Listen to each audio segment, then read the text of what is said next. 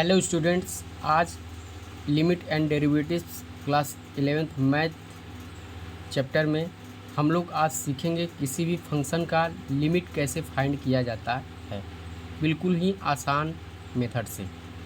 देखिए स्टूडेंट, इस प्रकार का जब क्वेश्चन आपके सामने आता है तो आप जल्दीबाजी में करते क्या हैं कि x की जो वैल्यू है इस फंक्शन में पुटअप कर देते हैं। ठीक है, जैसे अगर यहाँ पर पुटअप किए हैं तो 1-1/1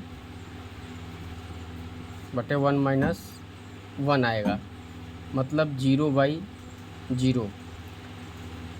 0/0 एक अनडिटरमाइंड फॉर्म हो जाता है, अनिर्धार्य रूप हो जाता है। तो इस प्रकार यह आंसर हमारा गलत हो जाता है। ठीक है, इस प्रकार के क्वेश्चन को सॉल्व करने के लिए हमारा कुछ रूल है, उस रूल को हम बता रहे हैं, आप लोग उसको अच्छे से समझिए। इस प्रकार के क्वेश्चन को सॉल्व करने के लिए सबसे पहले करते क्या हैं कि जो फंक्शन है अगर वो अंश और हर मतलब नोमिनेटर और डिनोमिनेटर के रूप में है तो देखते हैं कि अंश और हर में से किसी का गुणनखंड संभव है कि नहीं।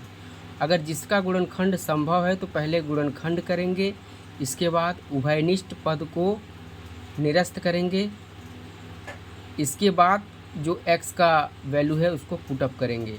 ठीक है, तो आइए देखते हैं हम लोग। यहाँ पर लिमिट x टेंस टू 1, यहाँ पर जो x² - 1 है इसका हम लोग गुणनखंड कर सकते हैं, इसलिए हम लोग इसका गुणनखंड कर दिए। गुणनखंड करने के बाद क्या आएगा, x + 1 x - 1 बटे x - 1। यहाँ पर x - 1 जो टर्म है कॉमन है, इसलिए इसको हम लोग कैंसिल कर दिए। कैंसिल करने के बाद जो बचेगा उसमें हम लोग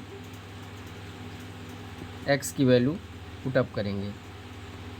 x टेंस टू 1 x + 1 बचेगा। अब इसमें हम लोग x की वैल्यू पुटअप करेंगे, जहाँ x है वहाँ पर 1 रखेंगे। इस प्रकार हमारा फाइनल आंसर 1 + 1 2 होगा। आशा करते हैं कि यह कॉन्सेप्ट आपको अच्छे से समझ में आया होगा। इसी प्रकार मैथ के संपूर्ण सिलेबस को एकदम इजी तरीके से पढ़ने के लिए हमारे चैनल को लाइक शेयर एंड सब्सक्राइब जरूर करें। धन्यवाद।